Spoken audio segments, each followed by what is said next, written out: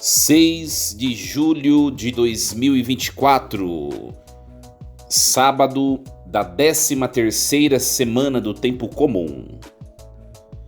Em nome do Pai, e do Filho, e do Espírito Santo. Amém. Meus queridos filhos e filhas, muito bom dia. A paz do Senhor Jesus esteja com você, com toda a sua família. Sabadou, o fim de semana chegou. E nada melhor do que consagrarmos o que viveremos nesse dia e nesse fim de semana ao Senhor por meio da leitura, da meditação, reflexão da sua palavra. Nós vamos refletir hoje o texto da profecia de Amós, o capítulo 9, versículos do 11 ao 15. Assim diz o Senhor: naquele dia reerguerei a tenda de Davi em ruínas, e consertarei seus estragos, levantando-a dos escombros, e reconstruindo tudo, como nos dias de outrora. Deste modo possuirão todos o resto de Edom e das outras nações, que são chamadas com o meu nome, diz o Senhor, que tudo isso realiza. Eis que dias virão, diz o Senhor, em que se seguirão de perto quem ara e quem ceifa, o que pisa as uvas e o que lança semente. Os montes destilarão vinho e as colinas parecerão liquefazer-se. Mudarei a sorte de Israel, meu povo cativo. Eles reconstruirão as cidades devastadas e as habitarão. Plantarão vinhas e tomarão vinho. Cultivarão pomares e comerão seus frutos. Eu os plantarei sobre o seu solo, e eles nunca mais serão arrancados de sua terra que eu lhes dei, diz o Senhor teu Deus. Palavra do Senhor. Graças a Deus. Meus queridos filhos e filhas, nós acompanhamos hoje, como estamos no sábado, o desfecho do texto de Amós. Esse trecho é a conclusão do livro de Amós, o capítulo 9, e ele é todo caracterizado por um tom sombrio que passa para um tom de esperança. Consegue perceber? Fala de um ambiente de destruição que se tornará um ambiente de gozo, de alegria, de realização humana. Então trata-se na realidade de um complemento àqueles oráculos, né? O texto de Amós é constituído de oráculos e esses oráculos consistem da ameaça que Deus fez a Israel por causa do pecado, né? Se Israel não se converter, tudo será devastado, tudo será destruído, né? E Deus diz severamente: eu vou destruir Israel. E a conclusão do texto de Amós é uma conclusão de esperança, né? Ora, isso não exclui, obviamente, o caráter inspirado do texto, né? Ele representa no interior da Escritura uma forma de atualização, pela qual as antigas palavras são relidas nas gerações sucessivas, à luz das já mudadas condições históricas. Então, a conclusão do texto, ela reflete também um arrependimento. E se há o arrependimento, se há o retorno para o Senhor, há também um florescer da condição de vida do povo. É aquela coisa, minha gente, quando nós nos afastamos de Deus, nós tropeçamos, caímos, nos machucamos e ferimos. Quando nós voltamos para os braços de Deus, Deus nos ampara, nos segura, Deus nos impede de cair, né? Então, não é somente aqueles que estão vivendo, mas o escritor, ele pensa naqueles que lerão e quer mostrar a face, né? Muito contrária do que muitas pessoas dizem por aí, né? O Deus do Antigo Testamento é um Deus cheio de maldade, né? Isso aí chega a ser até herético, né? O escritor quer mostrar o contrário. Deus, ele está pronto para nos acolher e nos levantar e nos fazer viver, né? Nesse texto é o retrato O retrato do vinho novo, do fruto nos jardins, é o símbolo da alegria dos tempos messiânicos. Deus enviará o Messias para reconstruir o que o pecado destruiu. Porque Deus não esquece o povo, né? Então o texto começa, olha só, naquele dia reerguerei a tenda de Davi em ruínas. Ou seja, o povo persistiu no pecado e o pecado causou a destruição do Reino do Norte, como nós sabemos, né? E Deus, ele não permite que o que é seu permaneça na destruição, ou seja, extinto. Ninguém extingue o que é de Deus. Isso a gente tem que ter claro, porque Deus tem a supremacia sobre todas as coisas. Aliás, nós professamos no credo isso, ele é todo poderoso, né? Deus, olha só, eu consertarei seus estragos, levantando-a dos escombros e reconstruindo tudo como nos dias de outrora, né? Mas a pergunta que fica para nós, mas padre, ao longo dessa semana nós vimos os oráculos no texto de Amós, que foram ameaças que Deus fez, avisos que Deus fez, e o povo, nós sabemos historicamente que o povo foi destruído. A Assíria invadiu o Reino do Norte e devastou tudo, né? Por que Deus permite isso para depois reconstruir? Depois da oportunidade de aquilo ser refeito, aquilo ser levantado novamente. Por que Deus já não impede o mal? Né? É sempre essa pergunta que as pessoas fazem, né? Aliás, quando se fala de religião, de Deus, né? Eu leio bastante jornal nas redes sociais e os comentários são fantásticos, né? As pessoas questionando se Deus existisse, por que ele não impediria o mal, em vez de nós buscarmos que ele sane o mal? Por que ele não vai lá na raiz? Minha gente, o mal, o sofrimento é consequência das nossas más escolhas.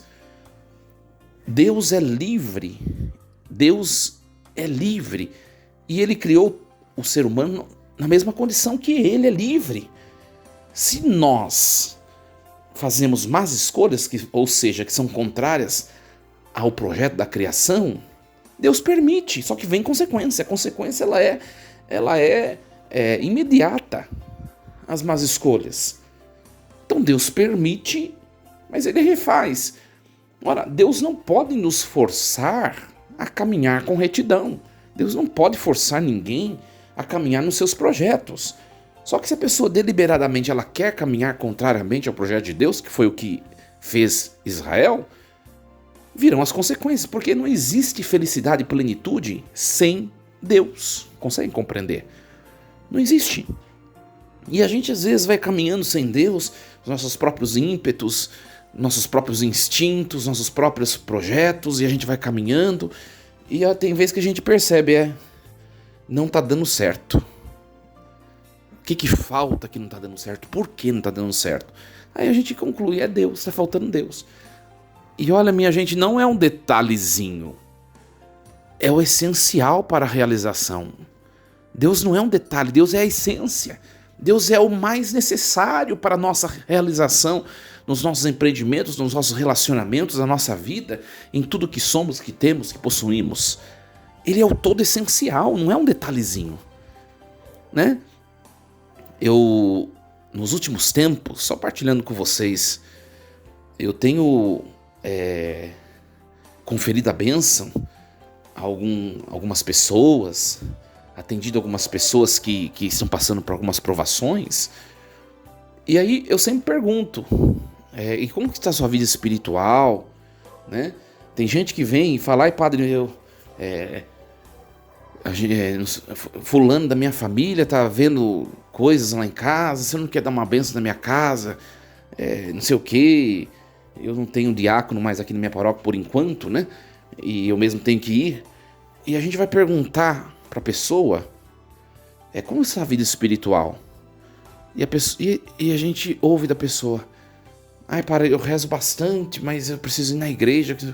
Ora, tá aí a explicação. Tá aí a explicação. Deus nos chamou, Deus nos permitiu, Deus nos seduziu para caminharmos na igreja. A igreja que é mãe, que oferece os antídotos, os remédios para que nós vençamos o mal nos nossos dias.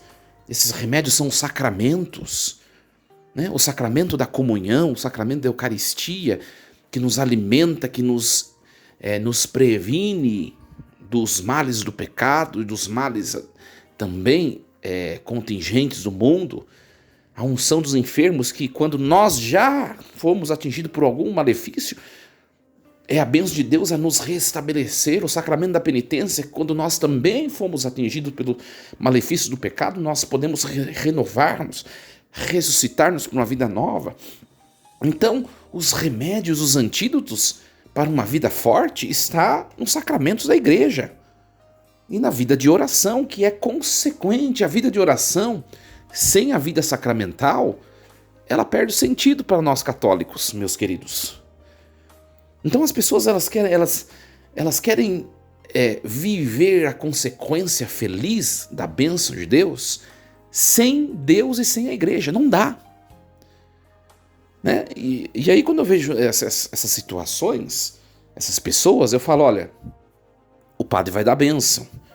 Eu posso até abençoar, deixar uma água, pega uma garrafa, eu vou deixar uma água abençoada, você faça aspersão, ou um sal abençoado, você mistura um pouco de água com sal, faça aspersão na sua casa, reze o credo, reze a oração de São Bento, reze a Salve Rainha e faça aspersão. Só que não adianta nada disso se você não for tomar a Santíssima Comunhão. Se você não se confessar, se você não estiver imbuído da graça santificante, não adianta os sacramentais. Minha gente, os sacramentais, eles só são eficazes se nós temos uma vida de sacramentos. Né? Uma vida de sacramentos. E aí as pessoas elas vão começando a ir atrás de superstições, sabe? Ai, não sei quem tá vendo, tá acontecendo algumas coisas, a mesa tá mexendo em casa, não sei o quê. Aí as pessoas que se dizem católicas começam a frequentar outras religiões que vão dar uma explicação para poder te ludibriar e te prender e te levar para a religião deles. Vão dar uma explicação, vão fazer ritos e as pessoas vão entrando naquilo e Deus vai ficando para trás. Porque Deus deixou um único rito, uma única instituição para por meio dela ele se manifestar no mundo, que é a igreja, não outras. Não outra coisa. E as pessoas vão entrando no erro, sabe? Para poder se convencer de que seus problemas estão no controle. E a pessoa vai percebendo que não adianta nada, porque ela precisa de uma conversão completa para a verdade. E a verdade ela está no depósito da fé da igreja de Cristo. Então, minha gente, essa liturgia de hoje, esse texto muito bonito, nos mostra a face do Deus que nos deixa livre. O Deus que nos chama, fala, olha, não vai para lá, vem aqui comigo. Não vai por esse caminho, vem aqui comigo. Vem aqui na igreja, nós temos o seu alimento, nós temos o seu medicamento. Vem aqui, ele nos deixa livre, ele não vai nos tomar a força de maneira coagida, nos impelir a ele. Não, o amor verdadeiro ele é livre. Ninguém obriga ninguém a amar. Você pode até obrigar alguém a conviver, mas a amar nunca. E Deus ele quer ser amado, porque ele só sabe amar. E o amor é livre. E aí quando a gente se afasta, a gente quebra a cara, né? E aí a gente culpa Deus, mas você deliberadamente, livremente, você se decidiu por afastar-se de Deus.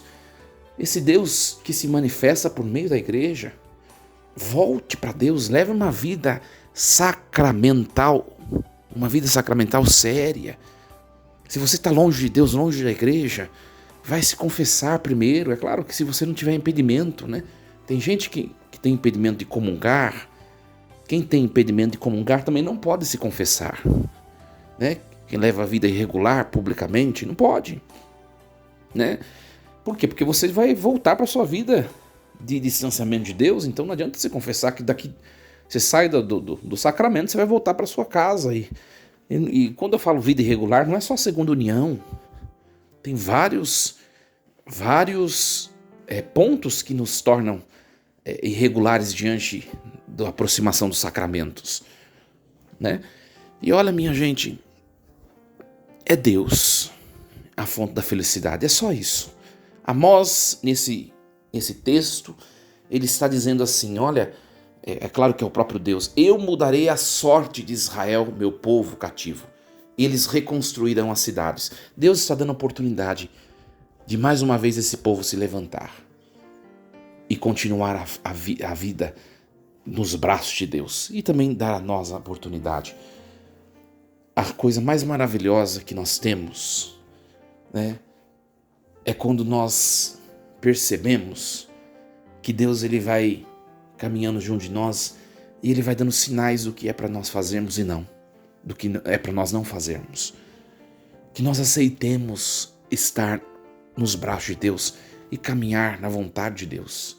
Ele faz tudo na hora certa, tudo correto, ele faz tudo, minha gente, como é o melhor que seja feito. Creiamos nisso. Desejo um fim de semana cheio de Deus. A você, sua casa, sua família.